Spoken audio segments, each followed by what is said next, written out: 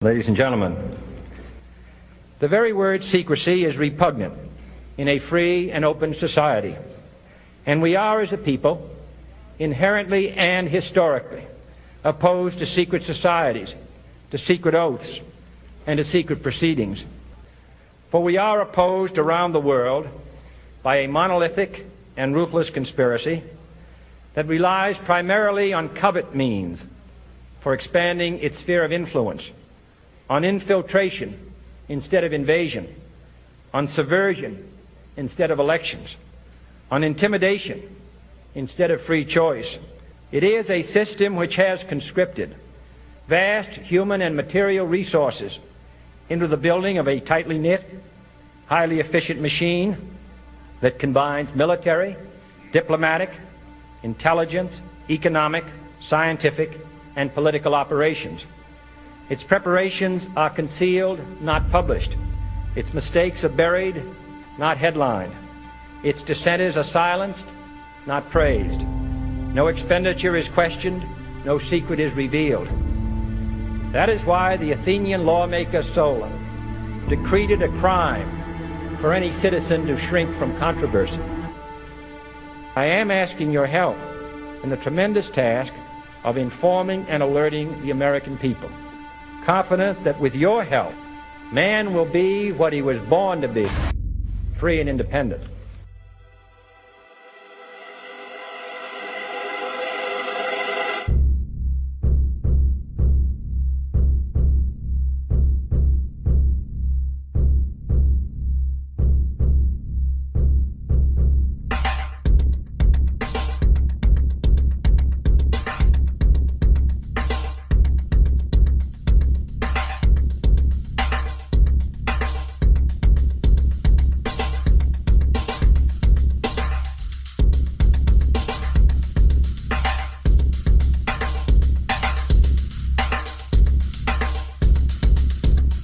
In 1775, the American Revolutionary War began as the American colonies sought to detach from England and its oppressive monarchy. Though many reasons are cited for the revolution, one in particular sticks out as the prime cause: that King George III of England outlawed the interest-free, independent currency the colonies were producing and using for themselves, in turn forcing them to borrow money from the Central Bank of England at interest, immediately putting the colonies into debt. And, as Benjamin Franklin later wrote, the refusal of King George III to allow the colonies to operate an honest money system which freed the ordinary man from the clutches of the money manipulators was probably the prime cause of the revolution. In 1783, America won its independence from England. However, its battle against the central bank concept and the corrupt, greed-filled men associated with it had just begun. So what is a central bank?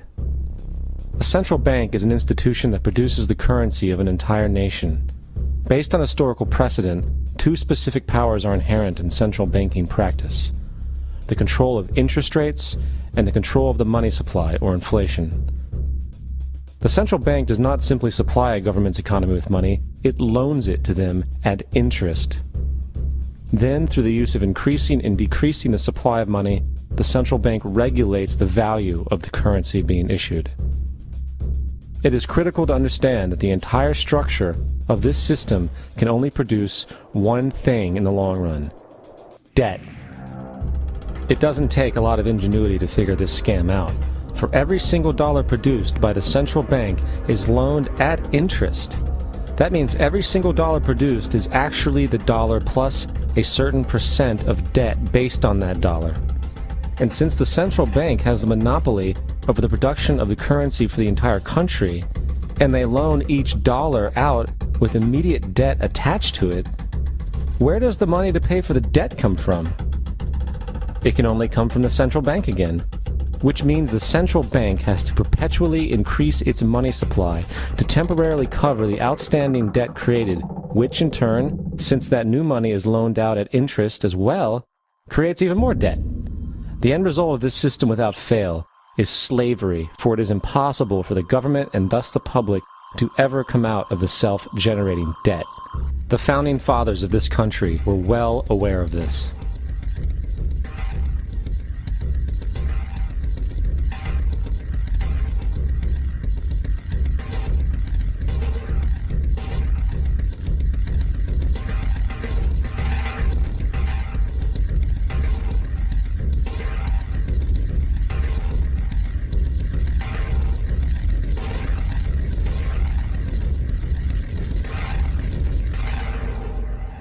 By the early 20th century, the U.S. had already implemented and removed a few central banking systems, which were swindled into place by ruthless banking interests. At this time, the dominant families in the banking and business world were the Rockefellers, the Morgans, the Warburgs, the Rothschilds. And in the early 1900s, they sought to push, once again, legislation to create another central bank. However, they knew the government and public were very weary of such an institution, so they needed to create an incident to affect public opinion. So, J.P. Morgan, publicly considered a financial luminary at the time, exploited his mass influence by publishing rumors that a prominent bank in New York was insolvent or bankrupt. Morgan knew this would cause mass hysteria, which would affect other banks as well. And it did. The public, in fear of losing their deposits, immediately began mass withdrawals. Consequently, the banks were forced to call in their loans, causing the recipients to sell their property, and thus a spiral of bankruptcies, repossessions, and turmoil emerged. Putting the pieces together a few years later, Frederick Allen of Life magazine wrote, "The Morgan interests took advantage to precipitate the panic, guiding it shrewdly as it progressed." Unaware of the fraud, the Panic of 1907 led to a congressional investigation headed by Senator Nelson Aldrich, who had intimate ties to the banking cartels and later became part of the Rockefeller family through marriage. The commission, led by Aldrich, recommended a central bank should be implemented so a panic like 1907 could never happen again. This was the spark the international bankers needed to initiate their plan. In 1910, a secret meeting was held at a J.P. Morgan estate on Jekyll Island off the coast of Georgia. It was there that the central banking bill called the Federal Reserve Act was written. This legislation was written by bankers, not lawmakers. This meeting was so secretive, so concealed from government and public knowledge that the 10 or so figures who attended disguised their names when en route to the island. After this bill was constructed, it was then handed over to their political frontman, Senator Nelson Aldrich, to push through Congress. And in 1913, with heavy political sponsorship by the bankers, Woodrow Wilson became president, having already agreed to sign the Federal Reserve Act in exchange for campaign support. And 2 days before Christmas, when most of Congress was at home with their families, the Federal Reserve Act was voted in, and Wilson in turn made it law. Years later, Woodrow Wilson wrote, in regret,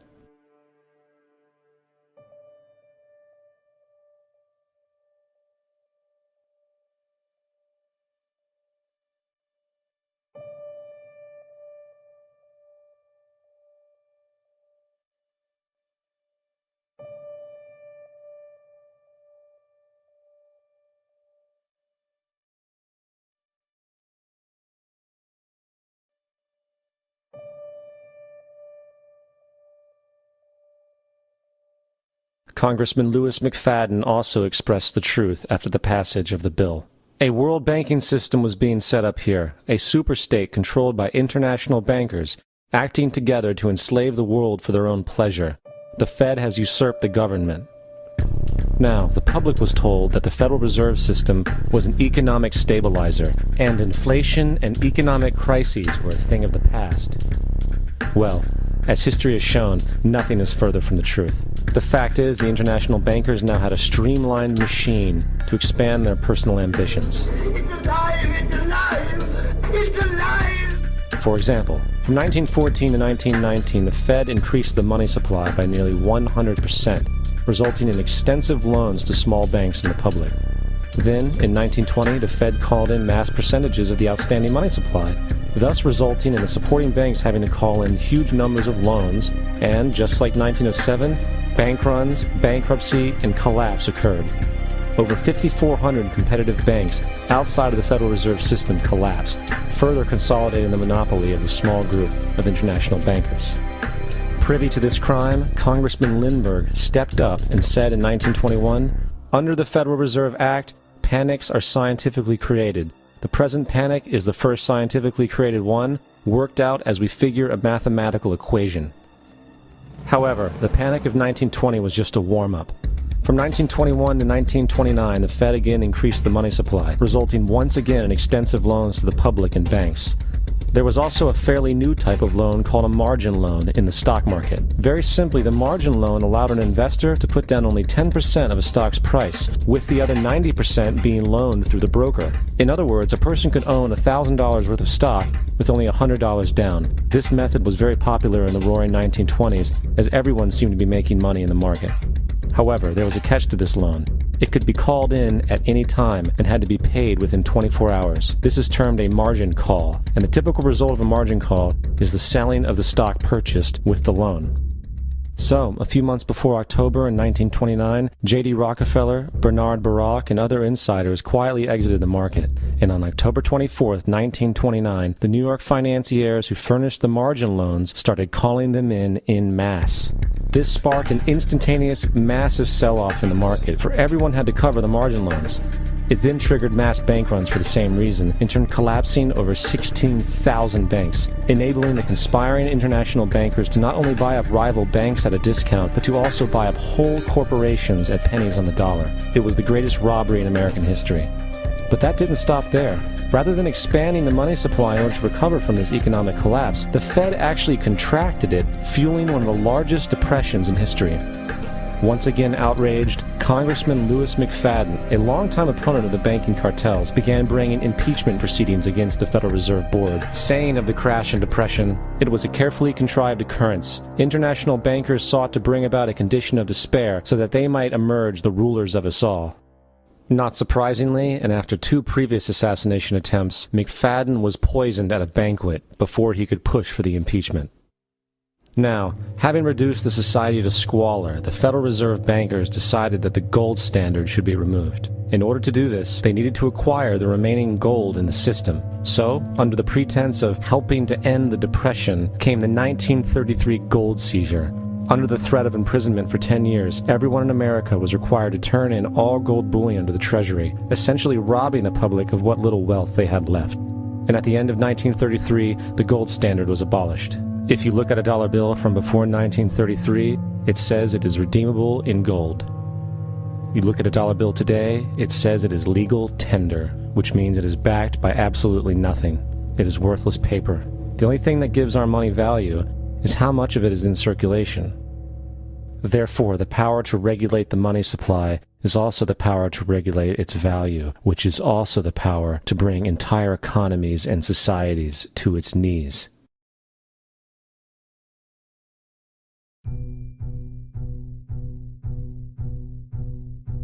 It's important to clearly understand, the Federal Reserve is a private corporation. It is about as Federal Express. It makes its own policies and is under virtually no regulation by the U.S. government. It is a private bank that loans all the currency at interest to the government, completely consistent with the fraudulent central banking model that the country sought to escape from when it declared independence in the American Revolutionary War. Now, going back to 1913, the Federal Reserve Act was not the only unconstitutional bill pushed through Congress. They also pushed the federal income tax. It's worthwhile to point out that the American public's ignorance towards the federal income tax is a testament to how dumbed down and oblivious the American population really is. First of all, the federal income tax is completely unconstitutional, as it is a direct, unapportioned tax. All direct taxes have to be apportioned to be legal based on the Constitution. Secondly, the required number of states in order to ratify the amendment to allow the income tax was never met, and this has even been cited in modern court cases.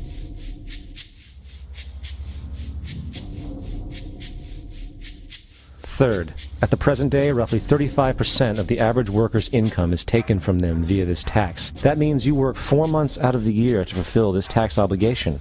And guess where that money goes? It goes to pay the interest on the currency being produced by the fraudulent Federal Reserve Bank, a system that does not have to exist at all. The money you make working 4 months out of the year goes almost literally into the pockets of the international bankers who own the private Federal Reserve Bank. And fourth, even with the fraudulent government claim as to the legality of the income tax, there is literally no statute, no law in existence that requires you to pay this tax, period. I really expected that, of course there's a law that you can point to in the law book, the code, that requires you to file a tax return. Of course there is. I was at that point where I couldn't find the statute that clearly made a person liable, at least not me and most people I know, and I had no choice in my mind except to resign. Based on the research that I did throughout the year 2000 and that I'm still doing, I have not found that law. I've asked Congress, we've asked a lot of people in the IRS commissioners, helpers. They can't answer, because if they answer, the American people are going to know that this whole thing is a fraud. I haven't filed an federal income tax return since I left. I have not filed a tax return since 1999. The income tax is nothing less than the enslavement of the entire country. Now, the control of the economy and the perpetual robbery of wealth is only one side of the Rubik's Cube the bankers hold in their hands. The next tool for profit and control is war. Since the inception of the Federal Reserve in 1913, a number of large and small wars have commenced. The three most pronounced were World War I, World War II, and Vietnam. World War I. In 1914, European wars broke out centered around England and Germany. The American public wanted nothing to do with the war. In turn, President Woodrow Wilson publicly declared neutrality. However, under the surface, the U.S. administration was looking for any excuse it could find to enter it. In a noted observation by Secretary of State William Jennings, the large banking interests were deeply interested in the World War because of the wide opportunities for large profits. It's important to understand that the most lucrative thing that can happen for the international bankers is war, for it forces the country to borrow even more money from the Federal Reserve Bank at interest. Woodrow Wilson's top advisor and mentor was Colonel Edward House, a man with intimate connections with the international bankers who wanted in the war. In a documented conversation between Colonel House, Wilson's advisor, and Sir Edward Grey, the Foreign Secretary of England, regarding how to get America into the war, Grey inquired, "What will Americans do if Germans sink an ocean liner with American passengers on board?" House responded, "I believe that a flame of indignation would sweep the United States, and that by itself would be sufficient to carry us into war." So, on May 7, 1915, on essentially the suggestion of Sir Edward Grey, a ship called the Lusitania was deliberately sent into German-controlled waters, where German military vessels were known to be. And, as expected, German U-boats torpedoed the ship, exploding stored ammunition, killing 1,200 people. To further understand the deliberate nature of this setup, the German embassy actually put advertisements in the New York Times telling people that if they boarded the Lusitania, they did so at their own risk, as such a ship sailing from America to England through the war zone would be liable to destruction. In turn, and as anticipated, the sinking of the Lusitania caused a wave of anger among the American population, and America entered the war a short time after. The First World War caused 323,000 American deaths. J.D. Rockefeller made $200 million off of it. That's about $1.9 trillion by today's standards. Not to mention the war cost about $30 billion for America, most of which was borrowed from the Federal Reserve Bank at interest, furthering the profits of the international bankers. World War II. On December 7, 1941, Japan attacked the American fleet at Pearl Harbor, triggering our entry into that war. President Franklin D. Roosevelt declared the attack was a day that will live in infamy. A day of infamy indeed, but not because of the alleged surprise attack on Pearl Harbor. After 60 years of surfacing information, it is clear that not only was the attack on Pearl Harbor known weeks in advance, it was outright wanted and provoked. Roosevelt, whose family had been New York bankers since the 18th century, whose uncle Frederick was on the original Federal Reserve Board, was very sympathetic to the interests of the international bankers, and the interest was to enter the war, as we've seen, nothing is more profitable for international bankers than war. In a journal entry by Roosevelt's Secretary of War Henry Stimson, dated November 25, 1941, he documented a conversation he had with Roosevelt. The question was, how should we maneuver them into firing the first shot? It was desirable to make sure the Japanese be the ones to do this, so that there should remain no doubt as to who were the aggressors. In the months leading up to the attack on Pearl Harbor, Roosevelt had done almost everything in his power to anger the Japanese, showing a posture of aggression. He halted all of Japan's imports of American petroleum, He froze all the Japanese assets in the United States. He made public loans to nationalist China and supplied military aid to the British, both enemies of Japan in the war, which, by the way, is completely in violation of international war rules.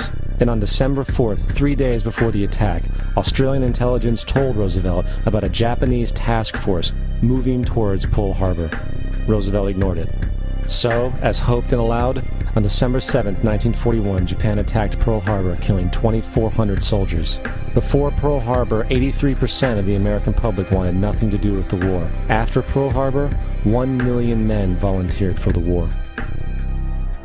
It is important to note, Nazi Germany's war effort was largely supported by two organizations, one of which was called IG Farben. IG Farben produced 84% of Germany's explosives, and even the Zyklon B used in the concentration camps to kill millions.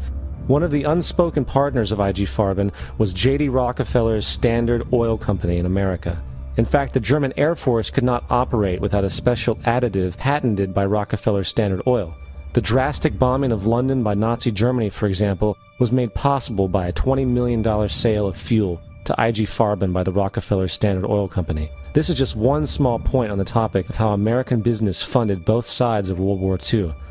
One other treasonous organization worth mentioning is the Union Banking Corporation of New York City. Not only did it finance numerous aspects of Hitler's rise to power, along with actual materials during the war, it was also a Nazi money laundering bank, which was eventually exposed for having millions of dollars of Nazi money in its vaults. The Union Banking Corporation of New York was eventually seized for violations of the Trading with the Enemy Act. Guess who the director and vice president of the Union Bank was? Prescott Bush, our current president's grandfather, and of course our former president's father. Keep that in mind when considering the moral and political dispositions of the Bush family. Vietnam. The United States' official declaration of war on North Vietnam in 1964 came after an alleged incident involving two U.S. destroyers being attacked by North Vietnamese PT boats in the Gulf of Tonkin. This was known as the Gulf of Tonkin Incident. This single situation was the catalytic pretext for massive troop deployment and full-fledged warfare. One problem, however, the attack on the U.S. destroyers by Vietnamese PT boats never happened. It was a completely staged event to have an excuse to enter the war. Former Secretary of Defense Robert McNamara stated years later that the Gulf of Tonkin incident was a mistake, while many other insiders and officers have come forward, relaying that it was a contrived farce, a complete lie. Once in the war, it was business as usual. In October 1966, President Lyndon Johnson lifted trading restrictions on the Soviet bloc, knowing full well that the Soviets were providing upwards of 80% of North Vietnam's war supplies. Consequently, Rockefeller interests financed factories in the Soviet Union, which the Soviets used to manufacture military equipment and send it to North Vietnam. However, the funding of both sides of this conflict was only one side of the coin. In 1985, Vietnam's rules of engagement were declassified. This detailed what American troops were and were not allowed to do in the war. It included absurdities like North Vietnamese anti-aircraft missile systems could not be bombed until they were known to be fully operational. No enemy could be pursued once they crossed the border of Laos or Cambodia. And most revealing of all, the most critical strategic targets were not allowed to be attacked unless initiated by high military officials. Apart from these imposed ludicrous limitations, North Vietnam was informed of these restrictions and therefore could base entire strategies around the limitations of the American forces. This is why the war went on so long. And the bottom line is this: the Vietnam War was never meant to be won, just sustained. This war for profit resulted in 58,000 American deaths and 3 million dead Vietnamese. So, where are we now? September 11th was the jumpstart for what is now an accelerated agenda by the ruthless elite. It was a staged war pretext no different than the sinking of the Lusitania, the provoking of Pearl Harbor, and the Gulf of Tonkin lie. In fact, if 9/11 wasn't a planned war pretext, it would be an exception to the rule. It has been used to launch two unprovoked illegal wars, one against Iraq and one against Afghanistan. However, 9/11 was a pretext for another war as well, the war against you. The Patriot Act, Homeland Security, the Military Tribunals Act, and other legislations are all completely and entirely designed to destroy your civil liberties and limit your ability to fight back against what is coming. Currently in the United States, unannounced to most brainwashed Americans, your home can be searched without a warrant, without you being home. You can in turn be arrested with no charges revealed to you, detained indefinitely with no access to a lawyer, and legally tortured, all under the suspicion that you might be a terrorist. If you need a painted picture of what is happening in this country, let's recognize how history repeats itself. In February 1933, Hitler staged a false flag attack, burning down his own German parliament building, the Reichstag, and blamed it on communist terrorists. In the next few weeks, he passed the Enabling Act, which completely eradicated the German Constitution, destroying people's liberties. He then led a series of preemptive wars, all justified to the German people as necessary to maintaining homeland security.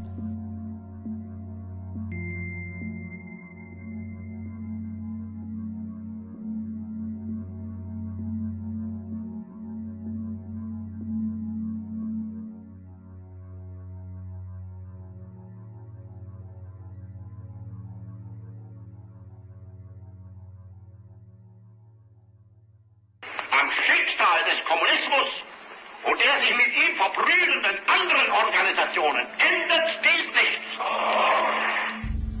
Our enemy is a radical network of terrorists and every government that supports them. It's time to wake up. The people in power go out of their way to make sure that you are perpetually misled and manipulated. The majority's perception of reality, especially in the political arena, is not their own. It is shrewdly imposed upon them without them even knowing it. For example, the public at large actually believes the invasion of Iraq is going badly, as sectarian violence doesn't seem to stop. What the public fails to see is that the destabilization of Iraq is exactly what the people behind the government want. This war is to be sustained so the region can be divided up, domination of the oil maintained, continual profits reaped for the defense contractors, and most importantly, permanent military bases established to be used as a launching pad against other oil-bearing, non-conforming countries such as Iran and Syria. For further implication that the civil war and destabilization is purely intentional, in 2005, 2 elite British SAS officers were arrested by Iraqi police after being caught driving around in their car shooting at civilians while dressed up as Arabs. After being arrested and taken to a jail in Basra, the British Army immediately requested the release of these men. When the Basra government refused, British tanks came in and physically broke out the men from the Basra prison. If you wish to destroy an area, how do you do it? Well, there are 2 ways. You can go in there and bomb it and so forth, but that is not very efficient. What you do is you try to get the people in that area to kill each other and to destroy their own territory, their own farms. And that's what's been done in that area.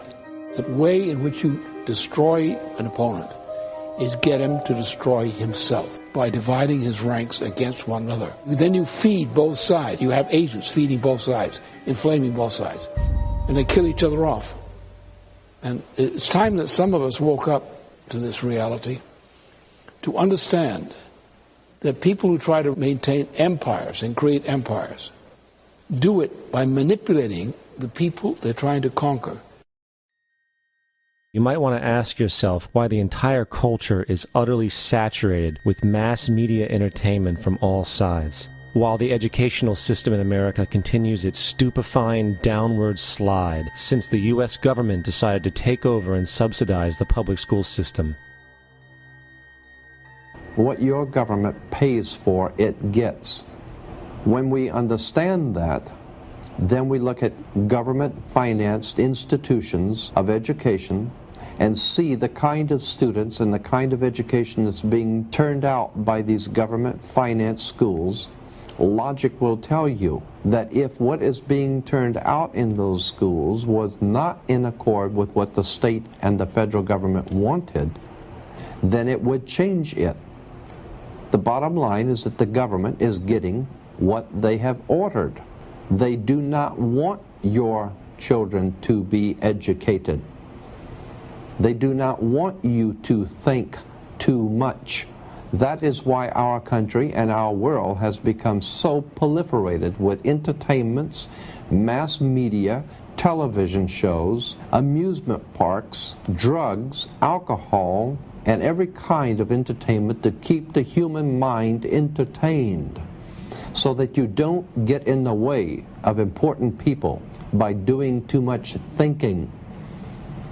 You had better wake up and understand that there are people who are guiding your life and you don't even know it. We're in a lot of trouble because you people and 62 million other Americans are listening to me right now, because less than 3% of you people read books, because less than 15% of you read newspapers, because the only truth you know is what you get over this tube. Right now, there is an entire generation that never knew anything that didn't come out of this tube. This tube is the gospel, the ultimate revelation. This tube can make or break presidents, popes, prime ministers. This tube is the most awesome goddamn force in the whole godless world. And woe is us if it ever falls into the hands of the wrong people. And when the largest company in the world controls the most awesome goddamn propaganda force in the whole godless world, who knows what shit will be peddled for truth on this network. So you listen to me. Listen to me. Television is not the truth. Television is a goddamn amusement park. Television is a circus, a carnival, a traveling troupe of acrobats, storytellers, dancers, singers, jugglers, sideshow freaks, lion tamers, and football players. We're in the boredom-killing business. But you people sit there day after day, night after night, all ages, colors, creeds. We're all you know. You're beginning to believe the illusions we're spinning here. You're beginning to think that the tube is reality and that your own lives are unreal. You do whatever the tube tells you. You dress like the tube. You eat like the tube. You raise your children like the tube. You even think like the tube. This is mass madness, you maniacs. In God's name, you people are the real thing. We are the illusion. The last thing the men behind the curtain want is a conscious, informed public capable of critical thinking, which is why a continually fraudulent zeitgeist is output via religion, the mass media, and the educational system. They seek to keep you in a distracted, naive bubble, and they are doing a damn good job of it. In 2005, an arrangement between Canada, Mexico, and the United States was made. This arrangement, unannounced to the public, unregulated by Congress, merges the United States, Mexico, and Canada into one entity, erasing all borders. It's called the North American Union, and you might want to ask yourself why you've never heard of this. In fact, there is only one mainstream reporter who has actually heard of and has had the courage to cover this issue. The Bush administration's open borders policy and its decision to ignore the enforcement of this country's immigration laws is part of a broader agenda. President Bush signed a formal agreement that will end the United States as we know it, and he took the step without approval from either the U.S. Congress or the people of the United States. It's a deal that few have even heard of. It's being done again by very few people at the very top on behalf of the investment class, but the working class of people, political officials across our country, from communities, from cities and so forth, they don't know anything about this. This isn't some trade agreement. It is a total removal of sovereignty from these countries, which will also result in a completely new currency called the Amero. Fall. Apart from that, I think one thing people who are dollar-based need to focus on is the Amero. That's the one thing that nobody's talking about, but I think is going to have a big impact on everybody's life in Canada, the U.S., and Mexico. The Amero is the proposed new currency for the North American community, which is being developed right now between Canada, the U.S., and Mexico to make a borderless community, much like the EU, and the dollar, Canadian dollar, U.S. dollar, and the Mexican peso replaced by the Amero. By default of this agreement, the American Constitution will eventually be obsolete. You would think that a situation like this would be on the cover of every major newspaper.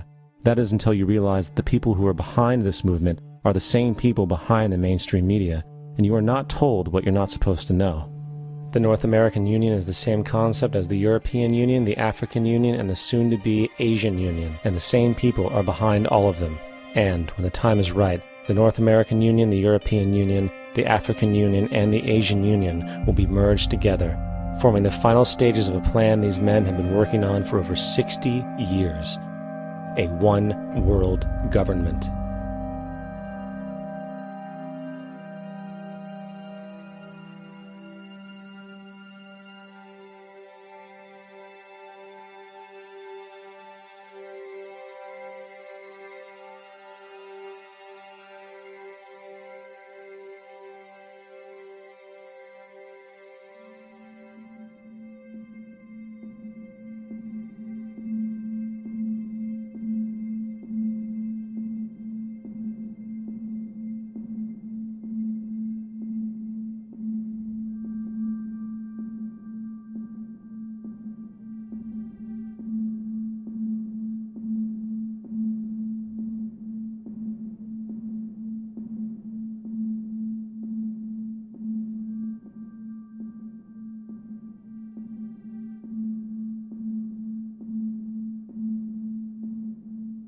One bank, one army, one center of power. And if we have learned anything from history, it is that power corrupts, and absolute power corrupts absolutely. This is Aaron Russo, a filmmaker and former politician. To his left is Nicholas Rockefeller of the infamous Rockefeller banking and business dynasty. After maintaining a close friendship with Nicholas Rockefeller, Aaron eventually ended the relationship, appalled by what he had learned about the Rockefellers and their ambitions. I got a call one day from an attorney woman I knew, and she said, would you like to meet one of the Rockefellers? I said, sure, I'd love to. And we became friends, and he began to divulge a lot of things to me. So he said to me one night, he said that there's going to be an event there, and out of that event, you're going to see we're going to go into Afghanistan, so we can run pipelines from the Caspian Sea. We're going to go into Iraq to take the oil and establish a base in the Middle East, and we're going to go into Venezuela and try and get rid of Chavez. And the first two they've accomplished. Chavez they didn't accomplish. And he said you're going to see guys going into caves looking for looking for people that they're never going to find. You know, he was laughing about the fact that you have this war on terror. There's no real enemy. He's talking about how by having this war on terror, you can never win it because it's an eternal war. And so you can always keep taking people's liberties away. And I said, how are you going to convince people that this war is real? He says, but the media can convince everybody it's real. I mean, you know, it's just that you keep talking about things. You keep saying it over and over and over again, and eventually people believe it. You know, you created the Federal Reserve in 1913 through lies. You create 9/11, which is another lie. Through 9/11, then you're fighting a war on terror, and now all of a sudden you go into Iraq, which was another lie, and now they're going to do Iran. You know, and it's all one thing leading to another, leading to another, leading to another. Now, I would say to them, what are you doing this for? What's the point of this thing? You have all the money in the world you ever want. You have all the power. I said, you know, you're hurting people. It's not a good thing. And he would say, what do you care about the people for? Take care of yourself and you take care of your family. And then I said to him, what are the ultimate goals here? He said, the ultimate goal is to get everybody in this world chipped with the RFID chip and have all money be on those chips and everything on those chips. And if anybody wants to protest what we do or violate what we want, we just turn off their chip. That's right, microchipped. In 2005, Congress, under the pretense of immigration control and the so-called war on terrorism, passed the Real ID Act, under which it is projected by May 2008, you will be required to carry around a federal identification card, which includes on it a scannable barcode with your personal information. However, this barcode is only an intermediary step before the card is equipped with a VeriChip RFID tracking module, which will use radio frequencies to track your every move on the planet. If this sounds foreign to you, please note that the RFID tracking chip is already in all new American passports. And the final step is the implanted chip, which many people have already been manipulated into accepting under different pretenses. We have a Florida family who are really pioneers in a brave new world. They have volunteered to be the first ever to have microchip identification devices implanted into their body. After 9/11, I was really concerned with the security of my family. I wouldn't mind having something planted permanently in my arm that would identify me.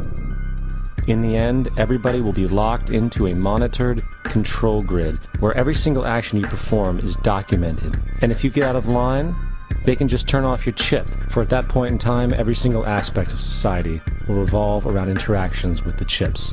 This is the picture that is painted for the future if you open your eyes to see it. A centralized one-world economy where everyone's moves and everyone's transactions are tracked and monitored, all rights removed. The most incredible aspect of all. These totalitarian elements will not be forced upon the people. The people will demand them. For the social manipulation of society through the generation of fear and division has completely detached humans from their sense of power and reality. A process which has been going on for centuries, if not millennia. Religion, patriotism, race, wealth, class, and every other form of arbitrary, separatist identification and thus conceit has served to create a controlled population, utterly malleable in the hands of the few. Divide and conquer is the motto, and as long as people continue to see themselves as separate from everything else, they lend themselves to being completely enslaved. The men behind the curtain know this, and they also know that if people ever realize the truth of their relationship to nature and the truth of their personal power, the entire manufactured zeitgeist they prey upon will collapse like a house of cards.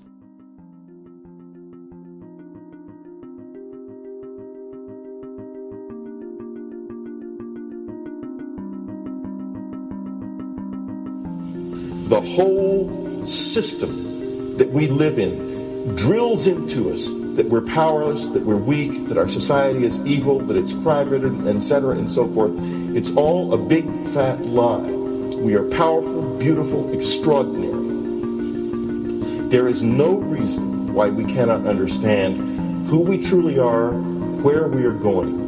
There is no reason why the average individual cannot be fully empowered. We are incredibly powerful beings. You know, I think I spent 30 years of my life, in the first 30, trying to become something. I wanted to become good at things. I wanted to become good at tennis. I wanted to become good at school and grades and everything I kind of viewed in that perspective. I'm not okay the way I am, but if I got good at things, I realized that I had the game wrong. The game was to find out what I already was.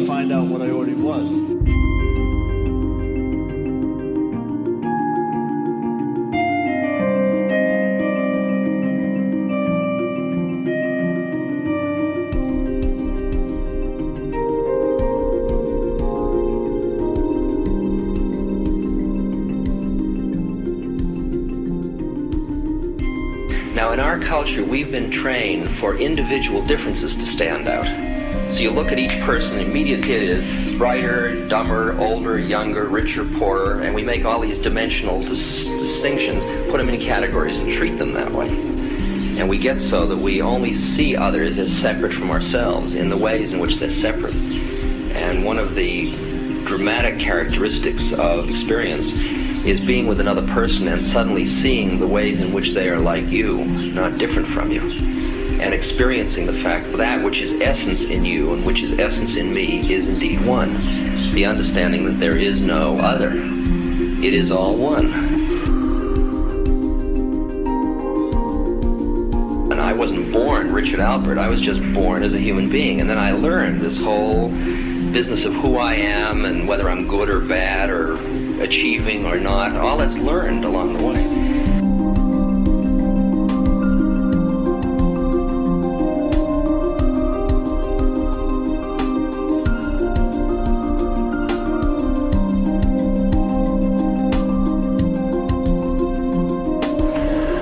The old appeals to racial, sexual, and religious chauvinism, to rabid nationalist fervor, are beginning not to work. A new consciousness is developing which sees the earth as a single organism and recognizes that an organism at war with itself is doomed.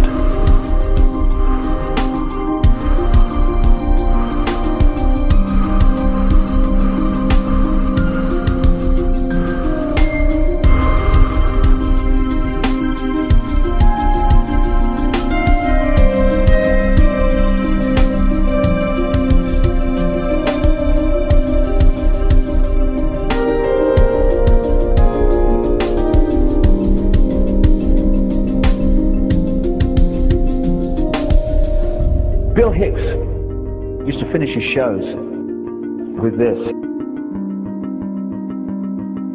Life's like a ride in an amusement park. And when you go on it, you think it's real, because that's how powerful our minds are. And the ride goes up and down and round and round. It has thrills and chills, and it's very brightly colored. And it's very loud, and it's fun for a while. Some have been on the ride for a long time, and they begin to question, is this real, or is this just a ride? And other people have remembered, and they come back to us, and they say, hey, don't worry. Don't be afraid ever, because this is just a ride. And we kill those people. Shut him up, I've got a lot invested in this ride. Shut him up! Look at my furrows of worry. Look at my big bank account. My family, this has to be real. It's just a ride. But we'll kill those good guys who try and tell us that. You ever notice that? And let the demons run amok? But it doesn't matter, because it's just a ride, and we can change it anytime we want. It's only a choice. No effort, no work, no job, no savings of money. Just a choice right now between fear and love.